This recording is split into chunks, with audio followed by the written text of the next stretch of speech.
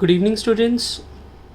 आज हम 10th class करने जा रहे हैं ह्यूमन डाइजेस्टिव सिस्टम।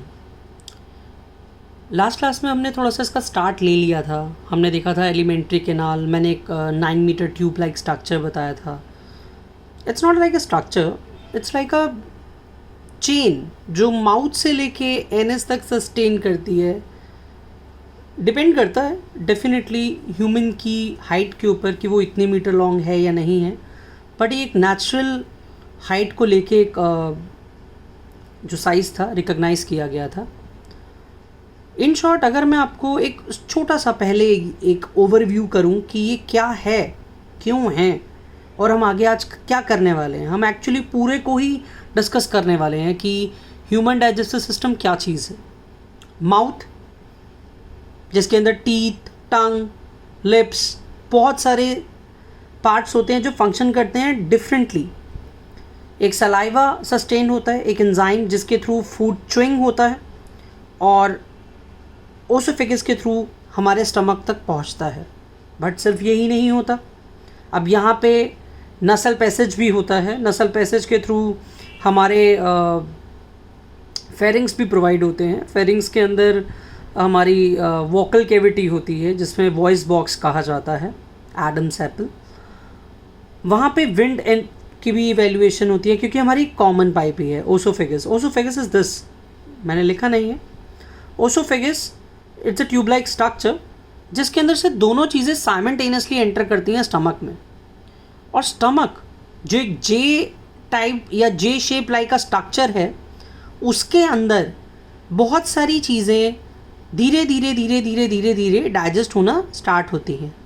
मिनिकिंग जिसे कहते हैं, फूड का टूटते जाना with the help of saliva, with the help of gases, और उनके थ्रू एक डाइजेस्टिव जूस बनता है।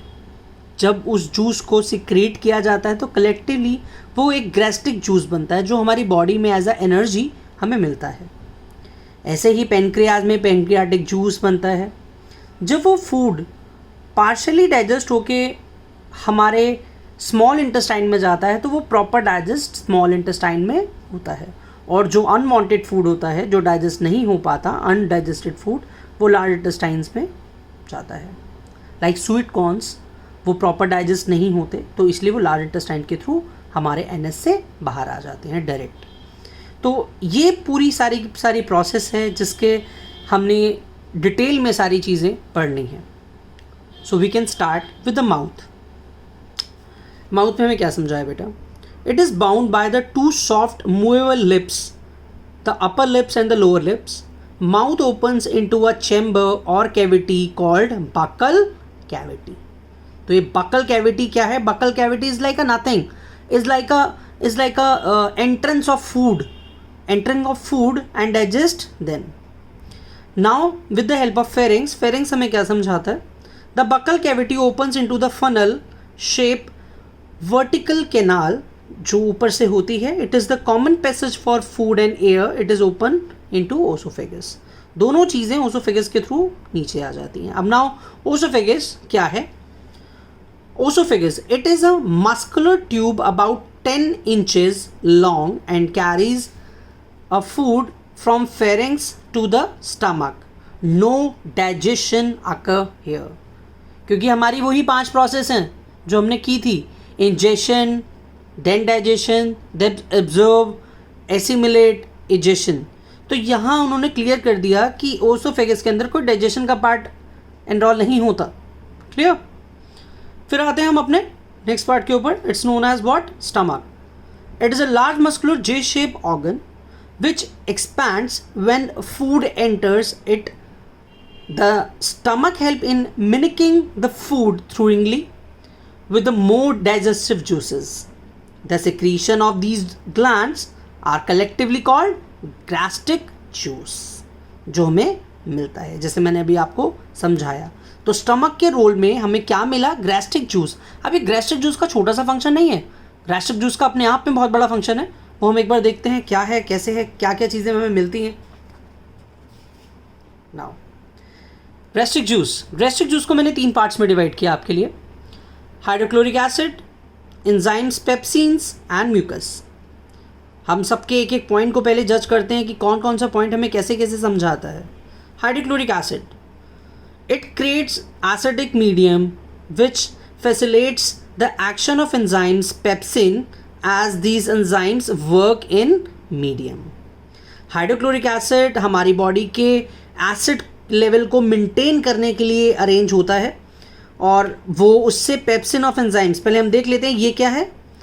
It acidic medium of gastric juice these proteins enzymes break down protein into peptones.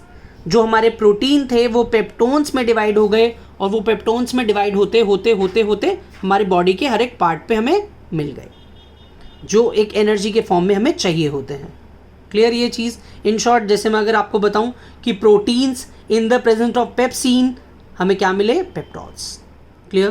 कि यही हमें हमारे पार्ट्स को हर एक चीज़ को चाहिए होते हैं. इनकी हेल्प किसने की, हाइड्रोक्लोरिक एसिड ने. तो इन दोनों के बीच में म्यूकस का क्या काम है, it protects the inner layering of stomach from the action of acids.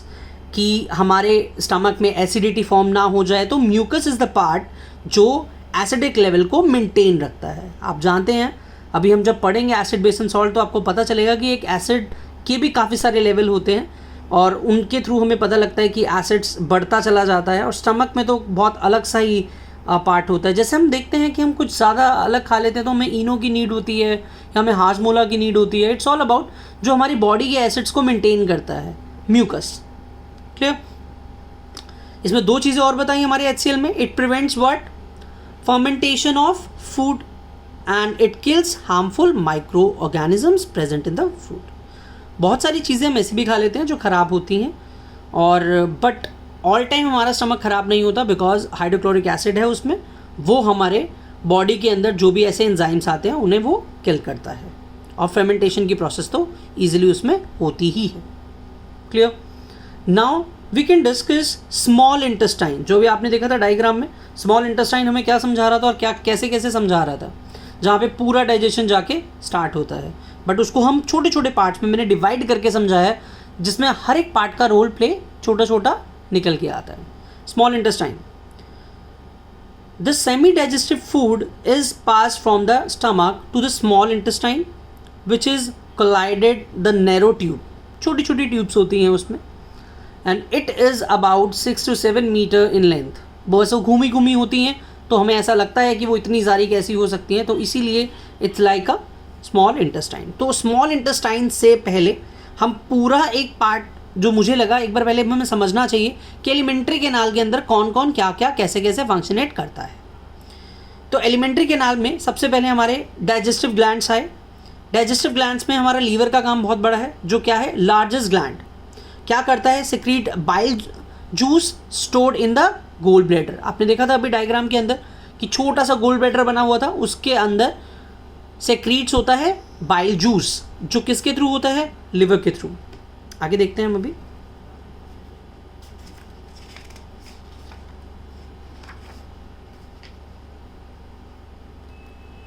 Now emulsifies fat.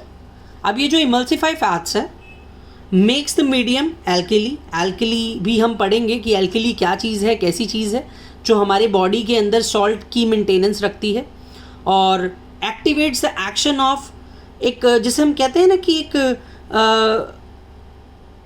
बहुत छोटे छोटे तरीके के एंजाइम्स होते हैं और वो एंजाइम्स हमारी बॉडी के हर एक पार्ट को चाहिए होते हैं, जैसे पेनक्रियाटिक और इंस्टेंटली एंजाइम्स. अब ये जो पेनक्रियाटिक एंजाइम्स हैं और ये इंस्टेंटल एंजाइम्स हैं, ये छोटे छोटे एंजाइम जो हमारे इमल्सिफाइड फैट्स को चाहिए होते हैं. इट्स लाइक अ एनर्जी जो पूरा लिवर हमें सारी चीज़ों में प्रोवाइड करता है. अब जो छोटा सा एक और पार्ट आया था, इट्स अ ग्रीन लीफ की तरह एक पेनक्रियाज होता है. पेनक्रियाज के छोटे छोटे दो फंक्शन समझाए हैं. पहला, the second largest gland obviously, and the second one is secretes pancreatic juice. अब ये जो पेनक्रियाटिक जूस है ये क्या चीज़ है, ट्रिप्सिन डाइजेस्ट प्रोटीन, जो भी हमने देखा था. ठीक है. पेनक्रियाटिक एनिमलीज डाइजेस्टिव स्टार्च, जो भी एक बचा हुआ पार्ट है वो उसको डाइजेस्ट करने की कोशिश कर रहा है. और पेनक्रियाटिक लिपर्स डाइजेस्टिव फैट्स, जैसे वो लिपिड्स प्रेजेंट हो जाते हैं तो वो पूरा का पूरा जो भी पार्ट है वो पेनक्रियाज इन सारे पार्ट्स को डाइजेस्ट करता है, चाहे वो ट्रिप्सिन हो जो डाइजेस्ट करते हैं प्रोटीन, पैनक्रियाटिक एमलाइंस हो जो डाइजेस्टिव करते हैं स्टार्च, एंड पैनक्रियाटिक लिप्स हो जो करते हैं फैट्स। अब स्मॉल इंटेस्टाइन को मैंने दो पार्ट्स में फिर से डिवाइड किया क्योंकि वो और क्लियर हो जाएगा हमारा। स्मॉल इंटेस्टाइन और डाइजेस्टिव हैपेंस। पहला कोलाइड नैरो ट्यूब्स, जिसको हम डिओडियम कहते हैं। डिओडियम इज द पार्ट जहाँ पे common bile, pancreatic duct, open here the U shape structure, और जुलेलियम एंड यूरेलियम जिसमें मोस्टली जो पार्ट है सारा डाइजेशन के बाद का काम होता है जो रिलेट किया जाता है, क्योंकि हमारा स्मॉल इंटेस्टाइन इन दो पार्ट्स में ही डिवाइडेड है। और एक है digestion happens here, pancreatic enzymes long with bile juice help in the digestion, essential glands secretes enzymes to digest carbohydrates, proteins and fats। Clear? मतलब स्मॉल इंटेस्टाइन में ये सारी की सारी एक्टिविटीज़ हो रही हैं। मेन एक्टिविटी ड्यूबलिन की है जो कॉमन बाइल जूस को सेक्रीट करता है। क्लियर?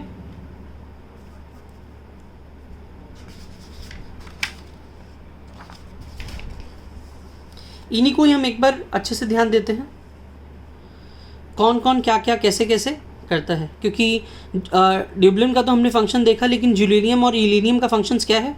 एब्जर्व। अब यहाँ पे एब्जर्वर का काम आ गया।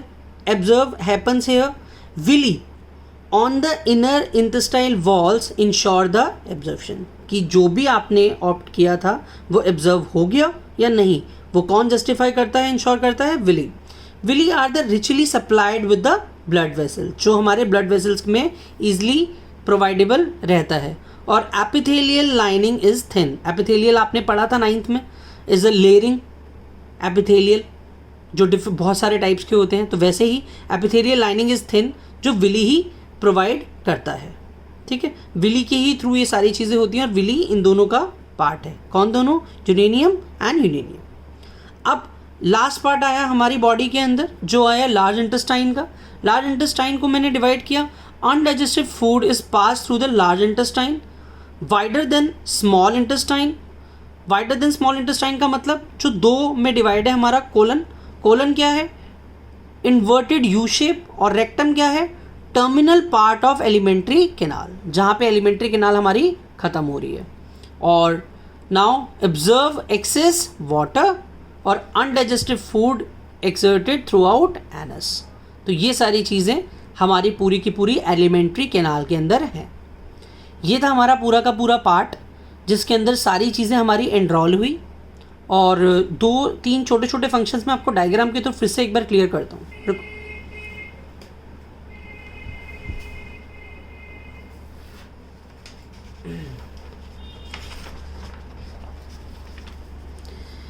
जो अभी आपने देखा स्मॉल इंटेस्टाइन में काफ़ी थोड़ी डिटेल दी मैंने, और डिटेल में काफ़ी सारी चीज़ें समझाई आपको कि क्या क्या है, कैसे कैसे है। और डायग्राम में आपको ये समझाया कि स्मॉल इंटेस्टाइन में ऐसे छोटे छोटे पार्टिकल्स होते हैं जो डाइजेस्ट करने में स्टार्ट करते हैं। ड्यूरेडियम इज़ द पार्ट जिसमें सारी की सारी ये प्रोसेस होती है, और नीचे जाके लेवल पे हमारे यूरेनियम का हमारे जुलेनियम और इलेनियम का पार्ट इनरोल होता है, क्योंकि हमने इन शॉर्ट स्मॉल इंटेस्टाइन को 2 पार्ट्स में डिवाइड कर दिया। क्लियर? स्मॉल इंटेस्टाइन का रोल हमारा सबसे ज़्यादा पूछा जाता है, इसलिए मैंने थोड़ा सा और डिटेल में दिया।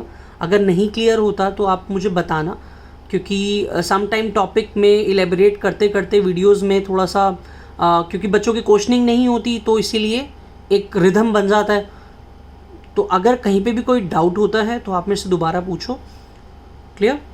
गुड बाय बेटा। हम नेक्स्ट क्लास में अपना नया टॉपिक भी स्टार्ट करने वाले हैं, रेस्पिरेशन। और संडे के लिए हमारा ये वाला टॉपिक प्रिपेयर रखना आप लोग कि हम पूरे न्यूट्रिशन का टेस्ट लेंगे। Good bye.